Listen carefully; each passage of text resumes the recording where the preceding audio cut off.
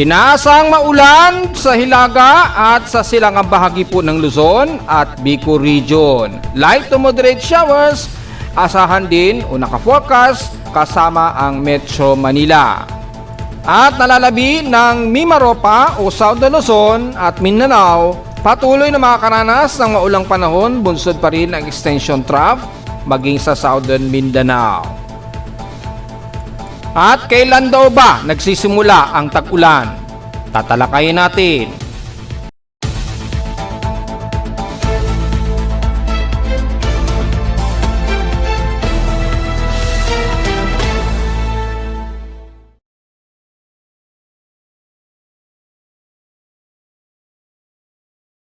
Hello, good morning mga folks. Welcome po muli sa ating Daily Weather Bulletin at Analysis para sa araw ng Martes, May 19, 2026. Ang oras sa ating Boss Pai May Maga ay alas 11:19 na ng pagtatanghaling tapa. Nakakaranas na tayo ng medyo madalas na mga light rain showers and some moderate rain showers at nararanasan natin sa umaga ang nakakaranas na tayo ng mga pag-ulan dito sa bahagi po ng Metro Manila. At makikita natin na ngayong umaga sa Doppler radar satellite imagery o Doppler radar imagery mula sa infrared ng Doppler radars ni Pag-asa. Makikita po natin yung latest. Antayin natin mag-load lahat ng animation frames. So makikita po natin sa latest ng Doppler radar ay nakakaranas ngayon na mga kalat-kalat na pag-ulan. Ang ilang bahagi po ng Polillo Islands at ilang bahagi po dyan sa may bandang Quezon Province. Kung i-zoom in natin ay ang bahagi ng Infanta Quezon, Real at ilang parte ng Laguna, nakakaranas din ng mga ilang kalat-kalat na pag-ulan dito sa bahagi po ng Pagsanhan at bandang Paete. Yan, hanggang dito sa may bandang Santa Maria. Medyo nakakaranas sila ng mga pagkalat-kalat ng pag-ulan. Kasama ng ilang bahagi ng Laguna de Bay. Kung makita natin ang extension ng Doppler o Water Vapor Precipitation Estimation, makita natin nagkakaroon din ng mga kalat-kalat na pag-ulan dito sa bahagi pa rin ng Camarines Norte at ilang bahagi pa rin sa bandang Bicol Region, kabilang na ang parte ng Caramuan at dito sa parte po ng Siruma o bandang Tinambak. Yan, nakakaranas sila ng mga kalat-kalat na mga pag-ulan. Mas concentrated ang pag-ulan dito sa may bandang Polillo Island, so ingat na lamang mga folks. At ilang bahagi pa rin ng rest ng Kasiguran Aurora na nakakaranas ng pag-ulan. May mga huling mga light rain showers ngayon ang umiiral dito sa parte ng Metro Manila. At mula kanina ay nakaranas ng pag-ulan ang bahagi ng Muntinlupa, ilang bahagi ng San Pedro Laguna hanggang Binyan Laguna, Santa Rosa hanggang Calamba ay nakaranas sila ng mga light rain showers to some moderate po ay nakita natin. At nagkaroon din ng medyo moderate rain showers ang parte nga po ng Muntinlupa and the rest ng bandang Laguna, kabilang na ang San Pedro at bandang Carmona nga po. Yan. Tumila din siya at ang ilang bahagi nga po kanina nagkaroon tayo ng pag-ulan din sa Metro Manila at nagkaroon din kami ng ilang light rain showers dito sa Caloocan. So makita natin ang active na Doppler dahil mas latest ngayon yung ating Doppler radar ngayon. Yan. At yung lightning strike so far mula kanina ay nagkaroon tayo ng at least 6 na lightning strike. So zoom in natin. Yan. Sa pinaka real-time lightning strikes ay mayroon tayong 3 active lightning strikes. Typically sa may bandang Mindoro at yung iba malayo-layo naman yan sa may bandang Bataan. Pinakamalapit sa amin so far 58 kilometers mula sa pinaka epicenter namin sa Caloocan. Pero kung titingnan natin yung active na lightning strikes kaninang madaling araw, sunod-sunod po yan. Yan. At dun sa pinaka satellite imagery, makikita natin mula kanina ay nagkaroon ng pag-ulan dyan sa may bandang Quezon Province, bandang Laguna o bandang Quezon Province, usually Quezon Province po, especially bandang Aurora Region po. Ayan, mayroong mga pagkulog at pagkidlat at nadedetect yung pulsing sa ating lightning detection system. Kaya kitang-kita po sa Doppler, kaya inaasahan natin ang mga forecast ng pag-ulan. Mula sa forecast and storm prediction natin, naasahan natin ang rainfall o isolated, partly cloudy ang maghapon natin hanggang Thursday daw yan. So sa ating current conditions, overcast tayo ngayon, gloomy haze at light rain showers ang umiiral kanina sa amin sa Caloocan. Nakatotal kami ng 0.9 mm na light rain showers. Sa lowest temperature na naitala ng weather station kininang 1:47 AM ng madaling araw, pinakamababa na ang 26.9 degrees Celsius. Kahapon ay mainit pa rin ang temperatura sa amin at least, pero hindi ganun kalala na dahil nagde-descend po yung temperatura. Nasa 35.1 degrees Celsius ito kahapon ito ng hapon at 3 o'clock PM. Meaning mataas pa rin ang heat index ha. Pumalo pa rin sa 51.5 degrees Celsius ang aming heat index o init pandama since kahapon. So kung titingnan natin yung magiging forecast natin ngayong araw, kung mataas pa rin ba yung mga heat index mula sa ating heat index monitoring sa aming experimentation so far as of 9:45 AM ay 41.9 degrees Celsius kami.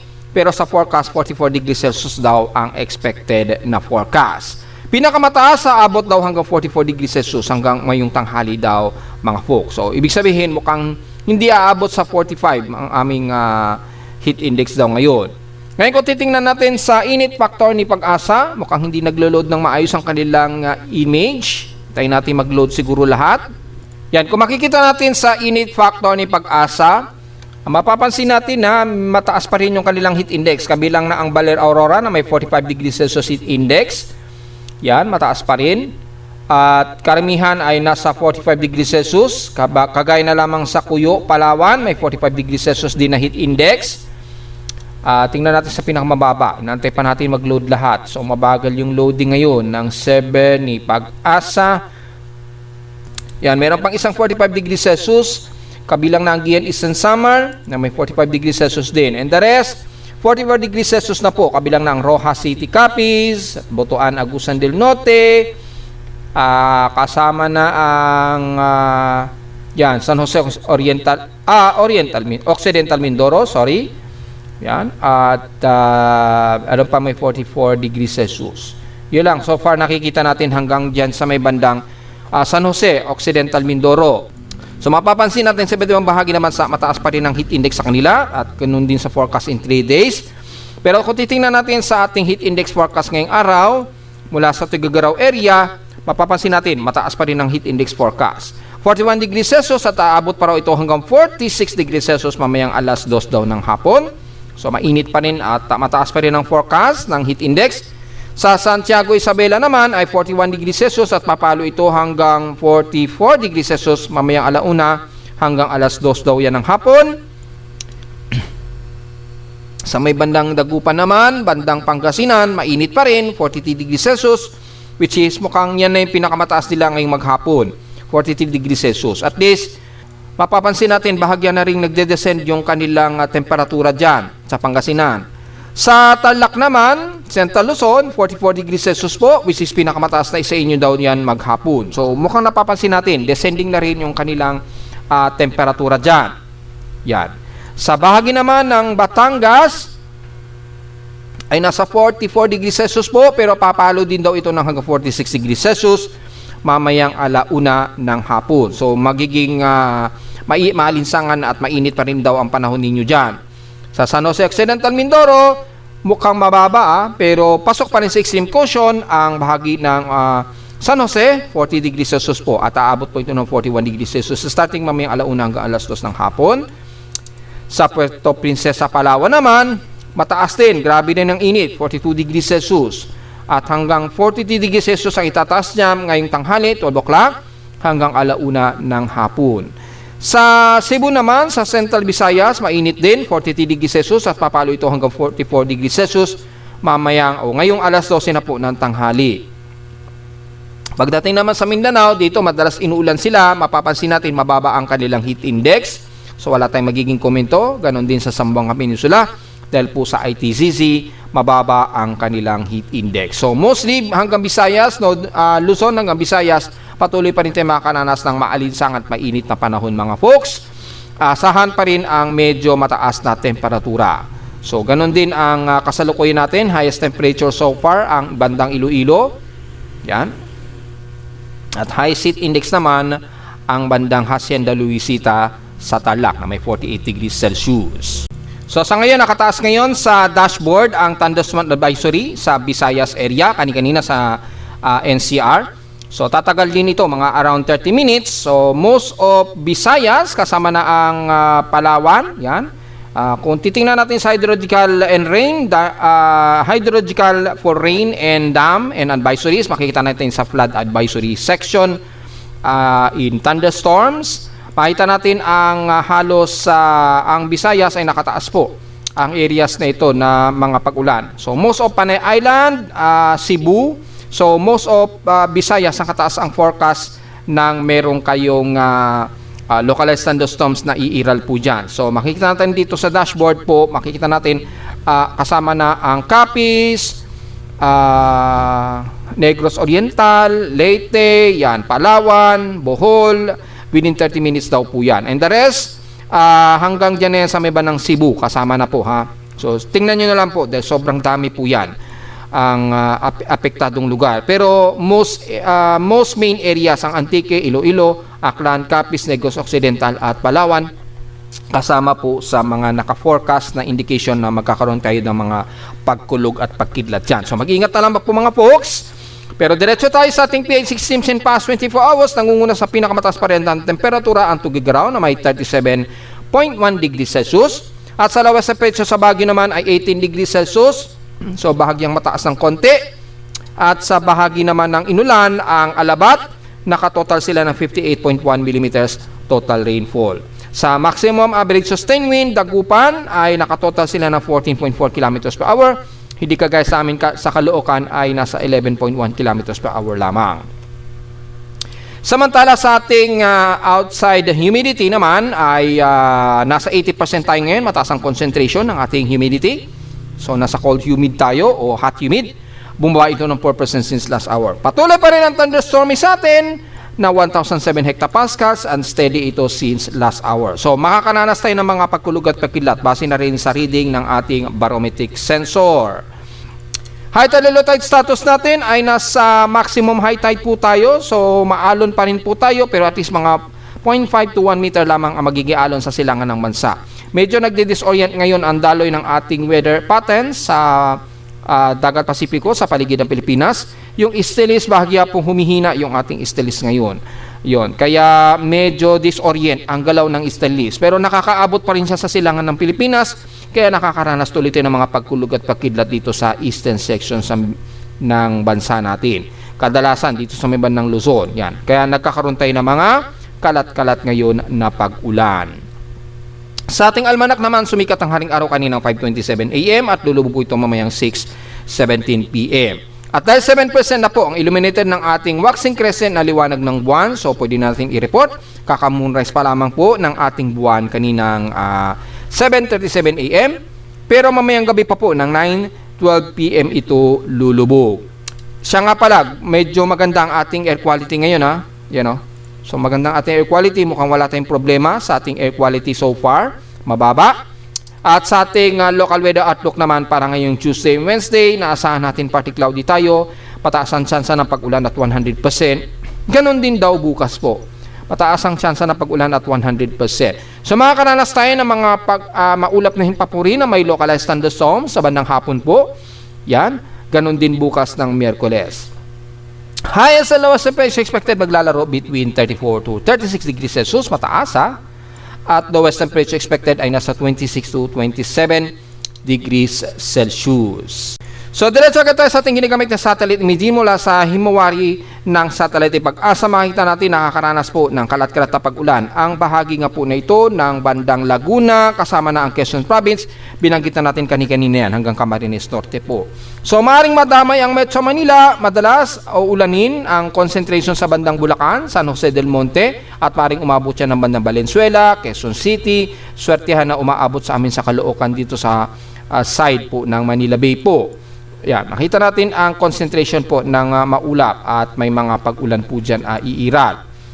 Ulanin din ang ilang bahagi pa rin ng bandang Laguna, sa Calamba, pababa na yan ng bandang San Pablo at papasok na yan ng dyan sa may bandang Caluan or Manila de Bay at pagpasok ng bandang Quezon Province naman dito sa pagitan ng Lukban, Tayabas, Lucena, Mauban, kasama ng Infanta Quezon, Dingalan, kasama na ang most of Aurora Region, Baler hanggang Tipakulaw at Kasiguran.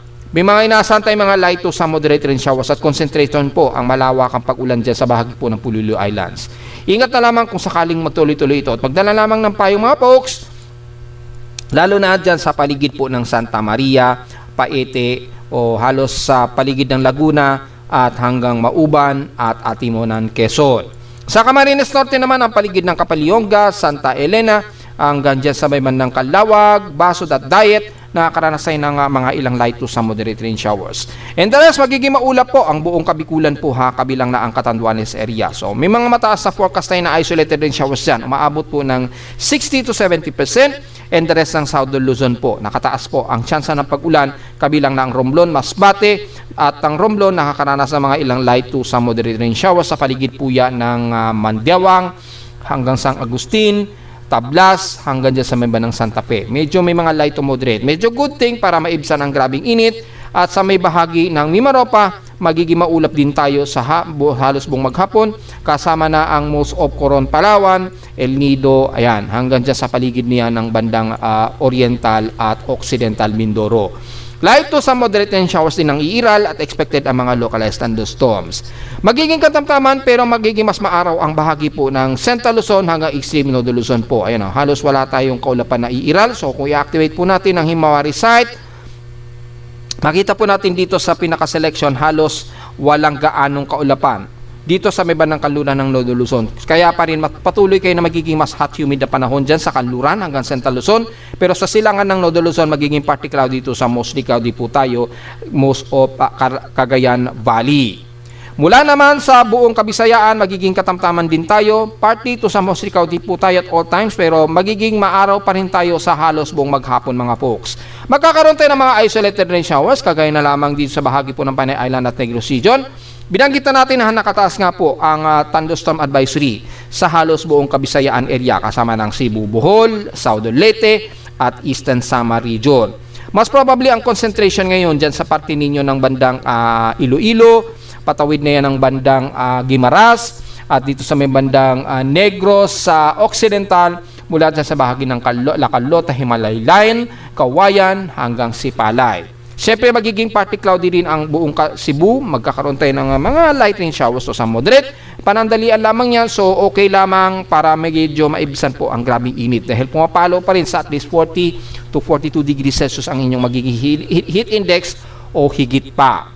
Sa Mindanao naman, well, very as usual po dahil sa surface trap at combination ng ITCC sa bandang Southern Mindanao, nakakaranas tayo na ngayon ng pag-ulan sa buong Caraga area, kabilang na Surigao Region, sa Surigao del Norte, maging Dinagat Island at Siargao. Magiging maulap din ang buong Northern Mindanao, kabilang na ang Misamis Oriental at Cagayan de Oro at ilang bahagi pa rin dyan sa bibahan ng El Salvador at Camiguin. Magiging maulap din at mas maulap na yung papunit, may mga aasahang isolated rain showers sa bandang Agusan del Norte, sa Butuan, Agusan del Sur at most areas ng silangan ng Tandag pababa ng Surigao del Sur kasama na ang Bislig hanggang Inatuan. Magiging maulap din ang paligid ng Davao de Oro o Compostela Valley and the rest ng bandang Davao Oriental dito sa pababa ng Mati, Lupon hanggang Gobyerno Generoso.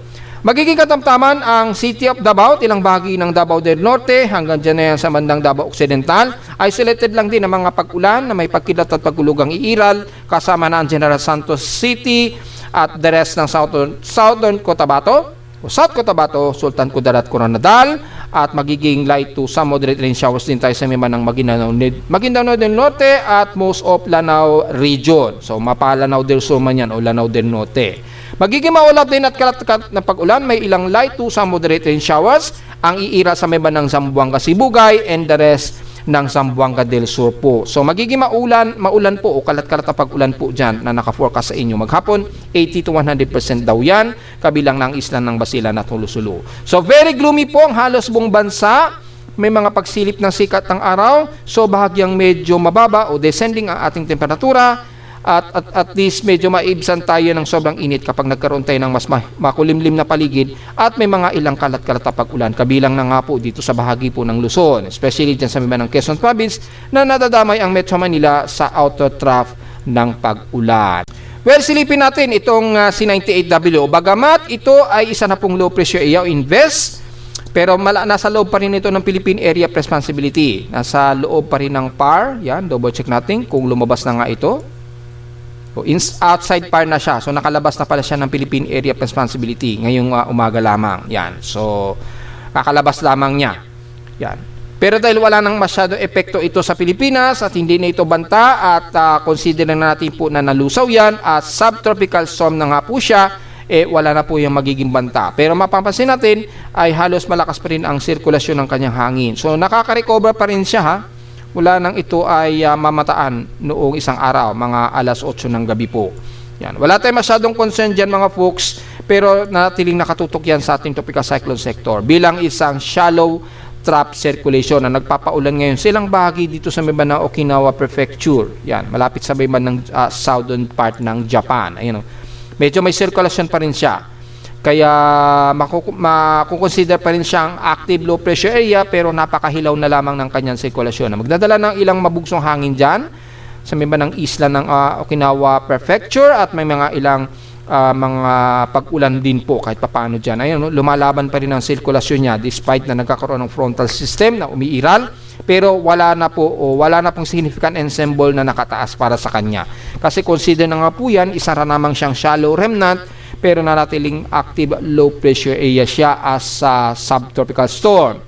Well, kung titingnan natin kung tuloy-tuloy pa rin yung IVTRAX track para kay 98W, yan, natiling monitoring pa rin siya by IVTRAX. So, best track natin dyan kay dating Bagyong Kaloy. Tingnan natin kung i-consider yan ni IVTRAX, kung in-extend ni IVTRAX yan. Pero pag hindi, considering talagang isa na lamang itong remnant low. Yan, tingnan natin mag-load po yung IVTRAX. Dahil kinocompute pa po ng ating tropical cyclone sector yung magiging best track nitong si dating Bagyong Kaloy po. Ilang beses na nga siyang tinawag na, ilang invest na itinawag kay dating Bagyong Kaloy. 96, naging 97, then 98W po. Ang daming inaitawag sa kanya. Yan. So, antayin natin mag-load po yung IVTRAX. Matagal yung computation niya. Yan. So, antayin po natin mag-load. So, mukhang walang lumalabas na latest track. Ibig sabihin, mukhang hindi na i-continue yung best track nitong si dating Bagyong Kaloy. Kasi nag-ibang invest na po ito. So, dahil po dyan, wala siyang best track. Pero at least makikita natin yung pinakahuling best track niya. Hanggang dito po yan ng isang araw po. Yan. Hindi lang siya agad-agad nag-load kagad. Kasi mukhang walang active data ngayon. Yung NOAA para sa ating best track. Well, nung huli nating ni-report si dating Bagyong Kaloy naman, na-post natin yung best track niya. So, expected, yun na po yung pinaka-best track niya. Pero pwede nyo pa rin makita sa ating historical na tropical cyclone tracker and prediction po yan. Makikita nyo naman yan dito. Pag bininyo yun, makikita nyo yung pinakahuling cyclone track ni dating Bagyong Kaloy po. Yan. So, considering ay hindi na po ito banta at aktibo. So, diretso agad tayo sa ating global forecast system para sa yung binabantay natin na posibleng mayroong bagong tropical wave na manggagaling sa southeast of Guam o halos equatorial trough ito. Yan, near equatorial trough. Yan, alongside ng development ng intertropical convergence zone. So, tingnan natin mo sa West Pacific Basin natin, malinaw po, nataas na po, very favorable po yung kanyang development. So, anytime po magkakaroon ng Coriolis circulation dyan at maaring magkaroon na naman tayo ng bagong tropical wave. Yan. At mataas din ang kanyang horizontal anomaly, so very positive na magkaroon tayo ng panibagong invest mula sa southeast of Guam. Tingnan na lang natin yung pinaka-upward low kung magkakaroon ng significant development. Malalaman natin yan sa ating mean winds kung meron tayong convergence na development. Pwede natin i-post siguro sa Facebook page kung positive na ito. Yan. So, hindi pa siya masyado positive pero embedded ito ng surface trough extension dito.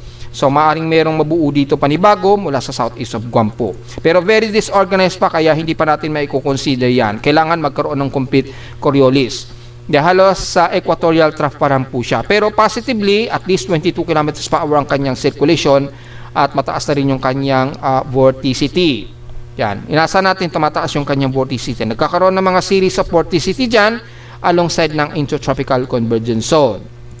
Sa kanyang mean sea level pressure, kung titingnan natin, at least pinakamababa, 1,008. Hindi pa masyado halata yung kanyang extended forecast.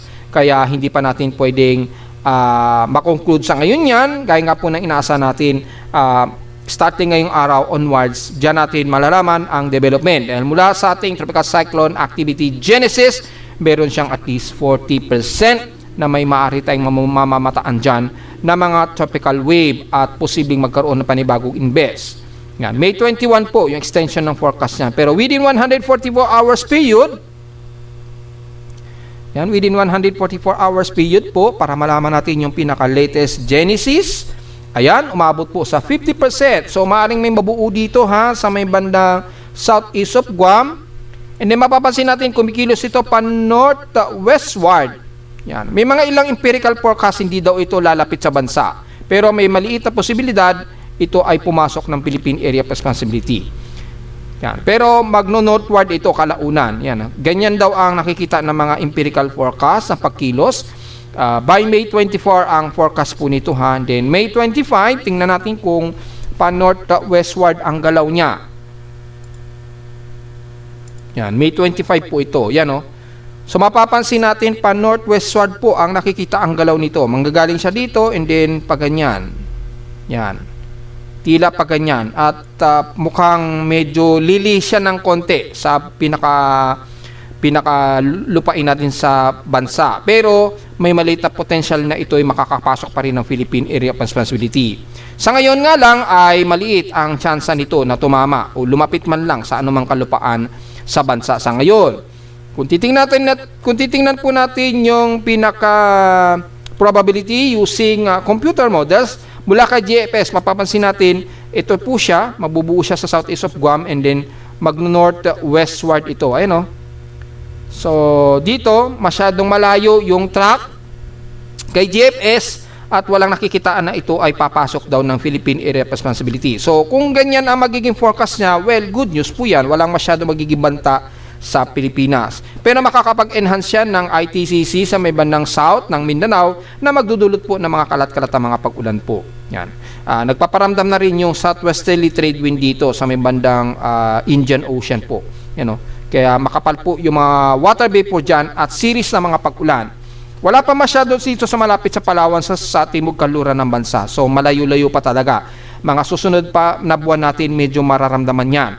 Yan. Sa ngayon, yan po yung magiging forecast track ni GFS. Ito naman yung kay ECMWF. Medyo kalmado pa rin yung forecast ni ECMWF. Kaya hindi pa tayo pwede mag-conclude na kung itong pinapakita ni GFS ay positive na mabubuo.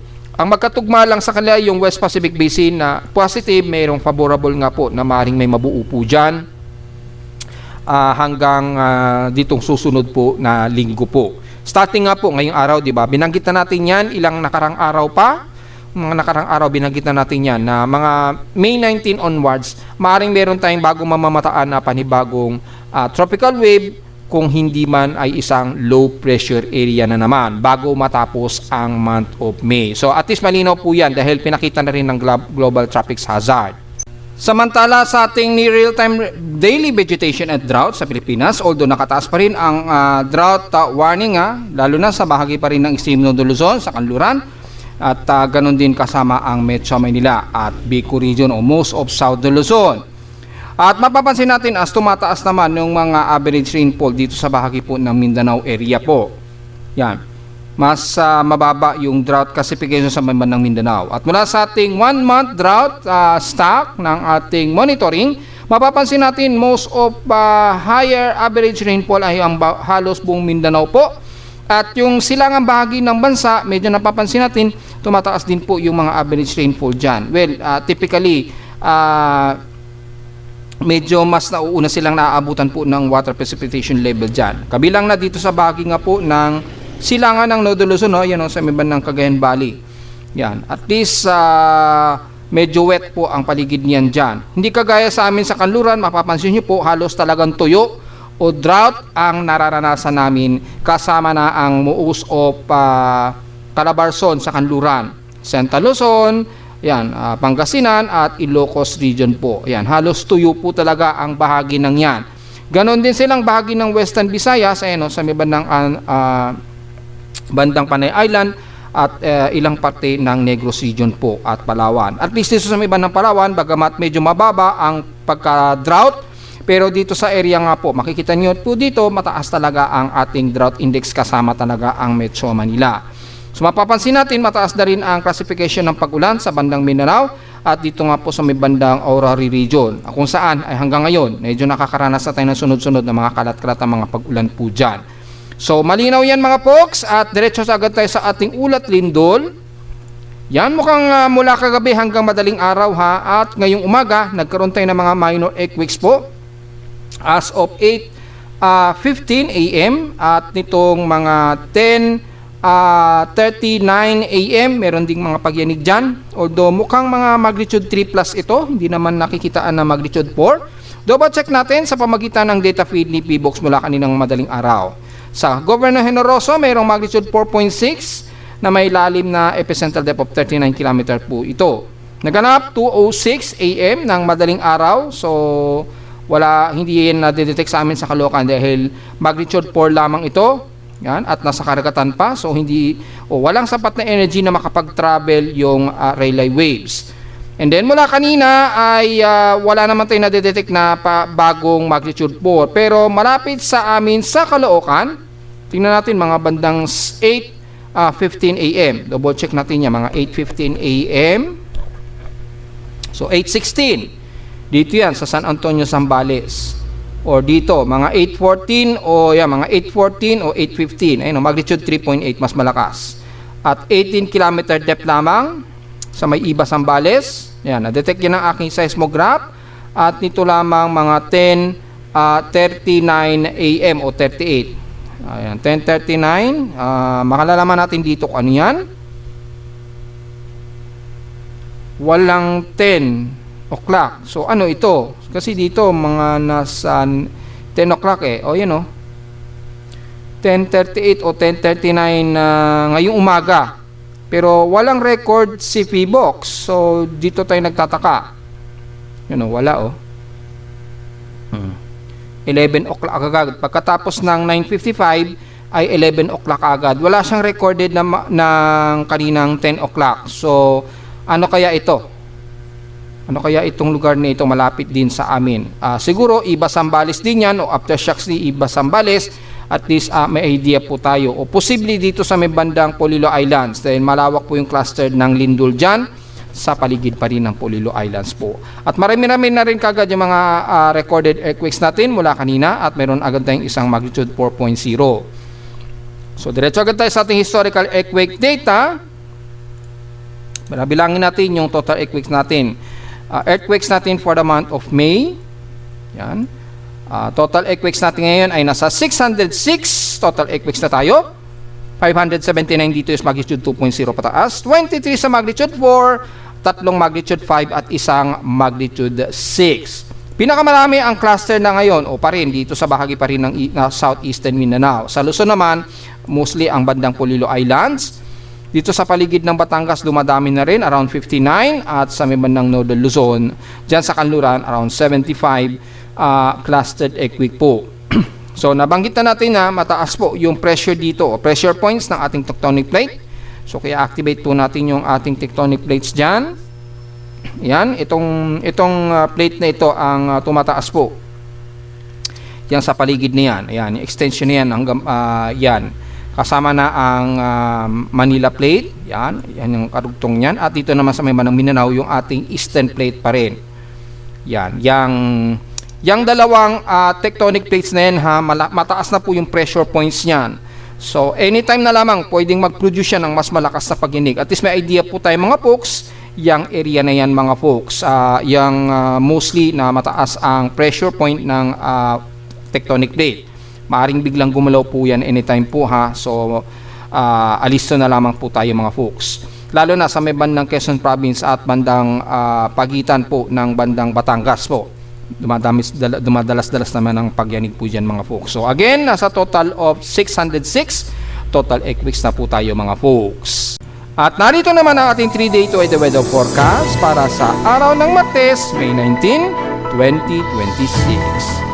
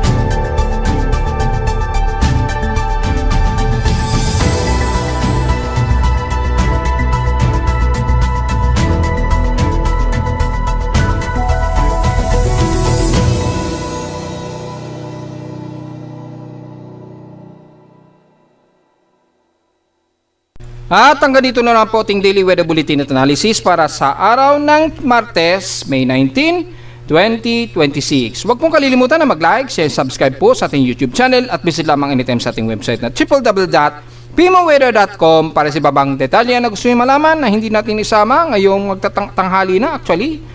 At visit lamang din visit lamang sa ating website sa gusto malaman pa rin yung pinaka-dynamic events at yung mga hindi natin isama na report ngayon ay pakitingnan na lamang po dito sa ating website, lalo na sa lagay ng panahon natin na medyo makulimlim at nakakaranas ng mga pag-ulan.